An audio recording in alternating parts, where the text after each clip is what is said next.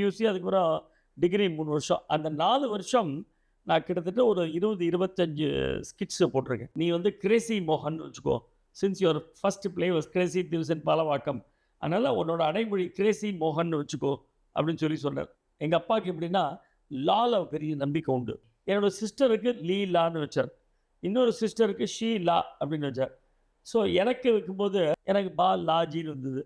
நடுவு கூடத்தில் எல்லோரும் சுற்றியும் உட்காந்து மோகன் 3rd இயர் வந்துட்டான் பி, அவனை எங்கே சேர்க்கலாம், எந்த பிரான்ச்சில் போடலாம், மெக்கானிக்கலா, சிவிலா, இல்லை எலக்ட்ரிக்கலா அப்படின்னு. எங்கள் பாட்டி எங்கே சொன்னா, டே ப்ளீஸ் எலக்ட்ரிக்கல் வேணாண்டா, குழந்தைக்கு ஷாக் அடிக்கும் அப்படின்னா. பட் பெரியவங்க வீட்டில் இருந்தால் அது எவ்வளோ பெரிய பலம் அப்படிங்கிறது அதில் இருந்து பார்த்து அனுபவித்து அதில் வளர்ந்தவங்களுக்கு தான் தெரியும்.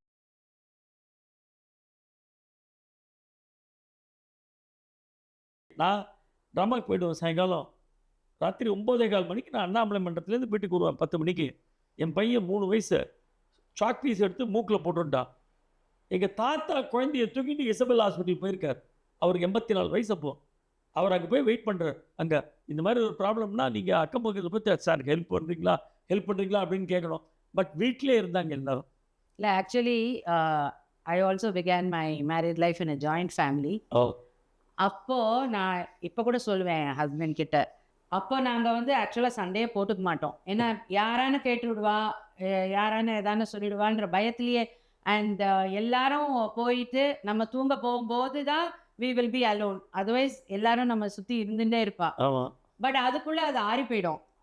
ஏன்னா சண்டையில நம்ம போடணும்னா டக்குன்னு போடணும். அதை வந்து நம்ம சேர்த்து வச்சுலாம் பண்ண முடியாது இல்லையா?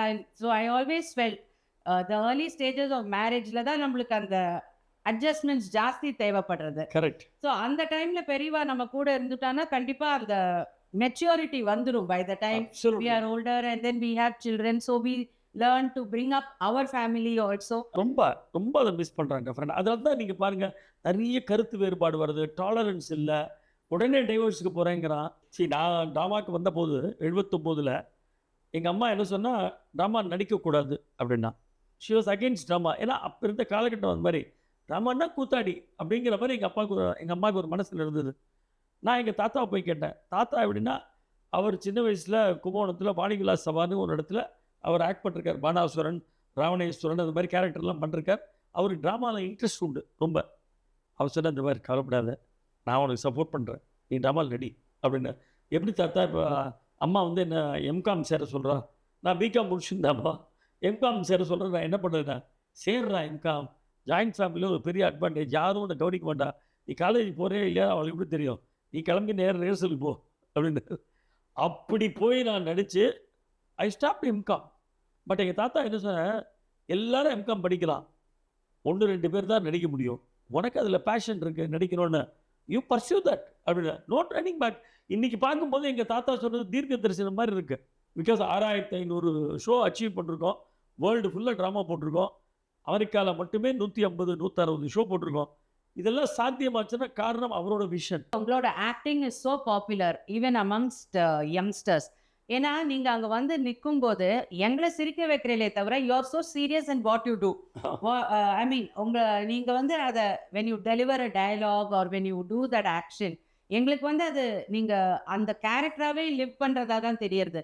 But it is hilarious and we are all laughing so much. நான் மனோரமா ஒரு வாட்டி கேட்கும்போது, இவ்வளோ மனோரமாவோட ஒரு ஆர்டிஸ்ட் இருக்க முடியுமா, எவ்வளோ பிரபாமாக ஆக்ட் பண்ணுறீங்க, எப்படி மேம், எப்படி இவ்வளோ தூரம் பண்ணுறீங்க அப்படின்னு நான் போய் கேட்டேன். இந்த பர்ப்பா சக்தியில் இருந்தால் தான் ஆப்பில் வரும், நான் ஒன்றும் பண்ண முடியாது, ஸ்கிரிப்டு இருந்தால் தான் என்னால் பெர்ஃபார்ம் பண்ண முடியும். அந்த மாதிரி கிரேசி மோகன்ற ஒரு பெரிய பலம் ஒன்று எங்களுக்கு பின்னாடி இருந்தது. அதனால் நம்ம மைக்கில் கொண்டு போய் அந்த டைலாக்கை டெலிவர் பண்ணால் போதும், you will get the applause. அது வந்து 60%, 70%, 90% அந்த வேல்யூ அப்படிங்கிறது நமக்கு தெரியாது. காத்தாடி ராமூர்த்தி கிரேசி மோகன் ஸ்கிரிப்டை பண்ணால் அது 100% கிடைக்கும், மாது பாலாஜி பண்ணால் 70-80% கிடைக்கும். பட் இஃப் யூ ட்ரை, இன்னும் நல்லா கஷ்டப்பட்டு ட்ரை பண்ணேன்னா அந்த 90%, 100% அச்சீவ் பண்ணலாம். But you've been doing it really well. Hats off to you. Thank you. Crazy மோகனை ஃபஸ்ட்டு நான் ஸ்டேஜில் ஒரு அவார்ட் ஃபங்க்ஷனில் பார்த்தேன். அது வந்து அவருக்கு ஆச்சாரியா அவார்ட்ஸ் கொடுத்துருந்தாங்க. கரெக்ட். இவர் வந்து தன்னோட அக்செப்டன்ஸ் ஸ்பீச்ல எல்லாருக்கும் இது ஆச்சாரிய விருது, ஆனா எனக்கு இது ஆச்சரிய விருது அப்படின்னார். அவ்வளோ spontaneity, none of us could control ourselves. See, even in the acceptance of an award, அவ்வளோ ஹியூமிலிட்டி, அவ்வளோ ஒரு ஏற்புத்தன்மை, அது டெஃபினட்டா எங்க யாராலையுமே மறக்க முடியாது. துபாயில் அது மாதிரி தான் பண்ணார். துபாயில் போயிட்டு ஃபஸ்ட்டு பேச சொன்னாங்க. பெரிய க்ரௌடு 5000 பேர். நான் வழக்கமாக எங்கள் ஊராக இருந்தால் நமஸ்தேன்னு சொல்லுவேன். இங்கே இருக்கிறதுனால நமாஸ்தே அப்படின்னா அப்படியே பயங்கர கிளாப்ஸ் அங்கே எல்லாரும். ரொம்ப very simple person, very honest, brutally honest. அதனாலே நிறைய விஷயங்கள் நமக்கு கஷ்டமாக இருக்கும். நம்ம வந்து அங்கங்கே டீவியேட் பண்ணிட்டு எதுவுமே போட முடியாது. அவன் என்ன சொல்கிறானோ அதான் கேட்டாகணும். ஒரு சபா நல்லா நமக்கு அமெரிக்காவில் போகும்போது நல்லா ஹானர் பண்ணுறான், பியூட்டிஃபுல்லாக நமக்கு ஆர்கனைஸ் பண்ணுறாங்கன்னா அடுத்த வருஷம் அதே சபாவுக்கு போ அப்படிம்பா. நான் சமீபத்தில் உங்கள் காலேஜில் வந்து சாருகேசி ட்ராமா போட்டாங்க. அப்போ எனக்கு ஒரு ஸ்டூடெண்ட் அங்கேருந்து எனக்கு ஃபோன் பண்ணான்.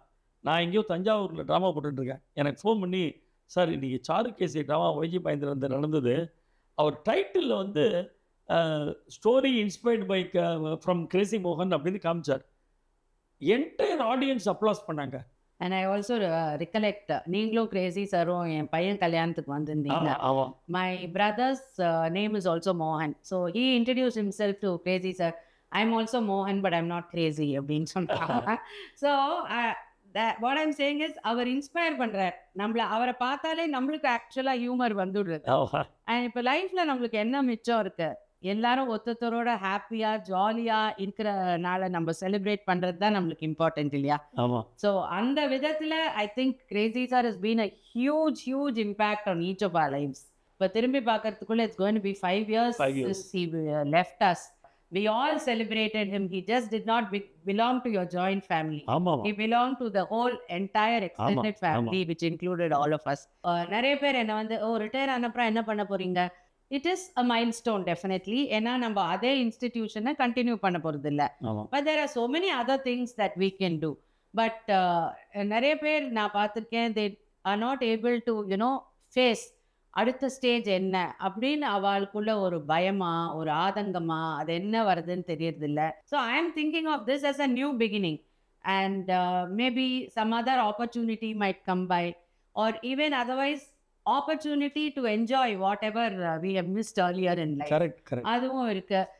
ஃபேமிலி டைம் ஸ்பெண்ட் பண்ணுறதுக்கு நிறைய கிடைக்கிறது. இந்த மாதிரி people who are on the threshold 60 and above, அவங்களுக்கு how do you tell them that life has more to offer? ஆக்சுவலாக நாம் கடைசி காலம் முடிகிற வரைக்கும் நம்மளால் எல்லாம் பண்ண முடியும். மோகனோட லைஃப்லேருந்து ஒரு சின்ன எக்ஸாம்பிள் சொல்கிறேன். 10th June he passed away. 9th June ராத்திரி அவனுக்கு கீழே லைட்டு செஸ்ட் பெயின். அது செஸ்ட் பெயினாக என்னன்னு எங்களுக்கு தெரியல, கேஸ்ட்ரிக் ட்ரபிள்னு சொன்னான். நான் ஐ டுக் ஹிம் டு ஹாஸ்பிட்டல்.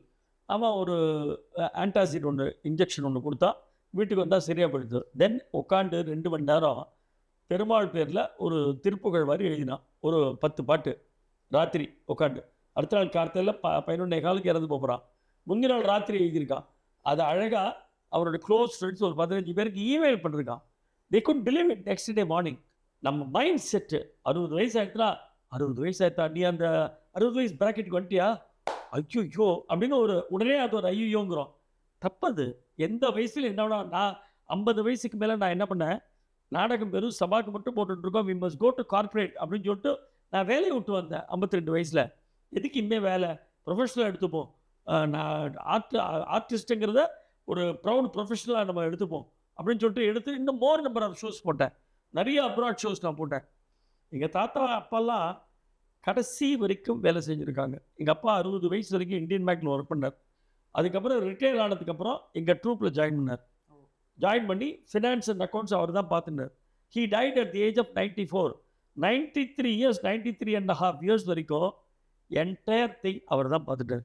அந்த சாகரத்துக்கு ஒரு 4 நாள் முன்னாடி இந்த மாதிரி இதெல்லாம் எழுதி வச்சுருக்கேன். 182 பேஜ்லேருந்து 194 வரைக்கும் எழுதி வச்சுருக்கேன். உனக்கு ஃபாலோ ஆல் தீஸ் இன்ஸ்ட்ரக்ஷன்ஸ் அப்படின்னு இருக்கு. பார்த்தா மணியாக எழுதி வச்சுட்டு போயிருக்கார். அட் தி ஏஜ் ஆஃப் 91 அது ஏனுது அதெல்லாம். ஸோ கண்டிப்பாக நம்மளால் ஒவ்வொரு ஸ்டேஜ்லேயும் ஏதான இனோவேட்டிவாக நம்மளால் பண்ண முடியும். அதுக்குரிய மென்டல் மேக்கப் வேணும். இப்போ apart from drama I am also going to do standup comedy. அதை நான் ஆரம்பிக்க போகிறேன். Shortly I am going to do my crazy days with மோகன். இன்ஃபேக்ட் ஃபர்ஸ்ட் இங்கே தான் சொல்கிறேன், இது வரைக்கும் நான் யாருக்கும் சொல்லலை. So fast on Purna Shakti. Yeah so போஸ்டர்லாம் இப்போ தான் டிசைன் பண்ணிட்டு இருக்கேன். ஸோ அமெரிக்காவில் ஃபஸ்ட்டு டைம் அதை பண்ண போகிறேன். Oh, great. ஆகஸ்ட் 19th கிளம்புறேன். அங்கே ஆல்மோஸ்ட் அதுவும் யாருக்கும் சொல்லலை, ஃபஸ்ட் டைம் சொல்கிறேன். இப்போ தான் எனக்கு வீசா வந்தது. 19th August I am leaving with my wife. ஒரு மாதம் அங்கே இருக்க போகிறேன். அங்கே பே ஏரியாவில் 2 ஷோ போடுறாங்க. அதில் நான் ஹீரோவை ஆக்ட் பண்ணுறேன், கிரேசி மாப்பிள்ளைன்னு. அதில் அந்த மாப்பிள்ளையை ஆக்ட் பண்ணுறேன். ப்ளஸ் ஒரு 7-8 இடத்துல என்னோடய ஸ்டாண்டப் காமெடி பண்ண போகிறேன். அதுட்டு I be back on first actor. So எந்த வயசுலேயும் நம்மளால் க்ரியேட்டிவாக திங்க் பண்ண முடியும், வேலை பண்ண முடியும். பட் இதுக்கு வேலை கொடுத்துட்டே இருக்கணும். இதுதான் டெஃபினட்டாக லைஃப்பில் ப்ராப்ளம் இல்லை. உங்கள் தாத்தாவோட நீங்கள் என்ஜாய் பண்ண டேஸை சொன்னீங்க, அவர் கொடுத்த அட்வைஸை பற்றி பேசுனீங்க. இப்போ உங்கள் கிராண்ட் சைல்டோட நீங்கள் எப்படி டைம் ஸ்பெண்ட் பண்ணுறீங்க? ஆக்சுவலாக எனக்கு ஒரு பையன். ஓகே, நான் ஆனால் எனக்கு பொண்ணு பிறக்கணும்னு ரொம்ப ஆசைப்பட்டேன். பட் எனக்கு பிள்ளை தான் பிறந்தது. ஸோ எனக்கு என்னுடைய டாட்டரில் ப்ரெக்னெண்ட்டாக இருக்கும்போது நான் சபரிமலைக்கு போய் ஐயப்பன்ட்ட வேண்டிட்டு வந்தேன், எனக்கு எப்படியாவது கேர்ள் சைல்டு கொடு, கேர்ள் சைல்டு தோள் மேலே கை போட்டுட்டு ரோட்டில் நடந்து போகணும் அப்படின்ற ஒரு ஆசை எனக்கு இருந்தது. எனக்கு பையன் பொண்ணா இல்லையே, அட்லீஸ்ட் பேத்தியாவது வரணுமே அப்படின்னு. கரெக்டாக ஐயப்பனோட நட்சத்திரத்தில் எனக்கு பேத்தி பிறந்தா. வாசவின்னு பேர் வச்சேன் அவளுக்கு. வெரி ஸ்மார்ட் கிட், பயங்கரமாக பேசுவாள். நான் இந்த யூடியூப்லாம் பண்ணுறதை பார்த்துட்டு அவன் வீட்டில் உட்காந்து நிறைய யூடியூப்பில் பண்ணிகிட்ருப்போம். பட் அதெல்லாம் போஸ்ட் பண்ணக்கூடாதுன்னு சொல்லி வச்சுருக்கேன். இந்த வயசில் பண்ணக்கூடாது, ஏன்னா 8 வயசு தான் ஆகுது. அதெல்லாம் ஆட்டம் ஒரு 15 வயசுக்கு அப்புறம் அதெல்லாம் பண்ணிக்கலாம், இப்போ அதெல்லாம் போடக்கூடாது அப்படின்னு. But she is the boss. அவள் தான் எல்லாம் டிக்டேட் பண்ணுவோம். இன்னும் டெய்லி ட்ராமான்னு போயிட்டுருக்கேன். எப்போ பாரு ட்ராமா என் கூட டைம் ஸ்பெண்ட் பண்ணுவேன். இல்லை கண்ணா, ட்ராமாவுக்கு போகிறப்ப நம்ம சாப்பிட முடியும், எப்படி சாதம் சாப்பிட முடியலண்ணா, அரிசி எப்படி வாங்குறது, அதனால் ட்ராமா போனால் தான் பண்ண முடியும். Because that is the profession of thatha. அப்போ ஒன்று பண்ணலாம், நாளைக்கு எல்லாம் சப்பாத்தி எப்படி ஏடி அது வாங்குவான் மாடி, சப்பாத்தி எப்படி வாங்குவேன். ஸோ பட்டு குழந்தைகளோட இப்போ இருக்கிற குழந்தைகள்லாம் ரொம்ப ஸ்மார்ட்டுமா, வெரி ஸ்மார்ட். டெஃபினட்டாக 8 வயசில் என்னோடய பேத்தியோட வயசில் நான் மக்கா இருந்தேன். எங்கள் பாட்டி கொடுக்குற நிஜாரை போட்டுட்டு வீட்டில் சுற்றின்னு இருப்பேன். பட் இப்போ இருக்கிற குழந்தைகள்லாம் ப்ரிஃபரன்ஸ் இருக்க வாழ்க்கை. தனக்கு என்ன வேணும், என்ன சாப்பிடணும், என்ன யூனிஃபார்ம் போட்டுக்கணும், எப்படி ஷூ போட்டுக்கணும், எல்லாத்துலேயும் இப்போ ஹேர் கட் எப்படி வச்சுக்கணும். எங்கள் பாட்டி எனக்கு பார்பர் ஷாப்பில் உட்காந்து வச்சு அட்ரா ஃபுல்லாக மொட்டை அடிடா அப்படின்பா.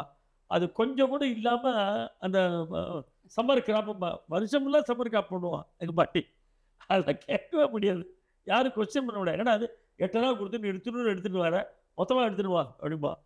பட் இப்போ இருக்கிற குழந்தைகள்லாம் அதுங்க டிசைட் பண்ணுறது தனக்கு என்ன வேணும். At the same time they respect us. தாத்தா அப்படிங்கிற ஒரு மரியாதை உண்டு, பாட்டி அப்படிங்கிற ஒரு மரியாதை உண்டு. அவன் அப்பா அம்மாட்ட என்ன வேணால் அட்வான்டேஜ் எடுத்துவான். பட் என்கிட்ட அதை எடுத்துக்கவே மாட்டான். என்கிட்ட என்ன தேவையோ அதை மட்டும் பண்ணுவோம், அந்த ஓவர் போர்ட் இருக்காது அப்படின்ட்டு. So I enjoy my relationship. Grandparent. ஆமாம், as a thatha I enjoy. என்ன 100 தடவை தாத்தான்னு கூட நான் சந்தோஷப்படுவேன் அப்படின்பேன். Thank you so much for spending such valuable time. Thank you very much.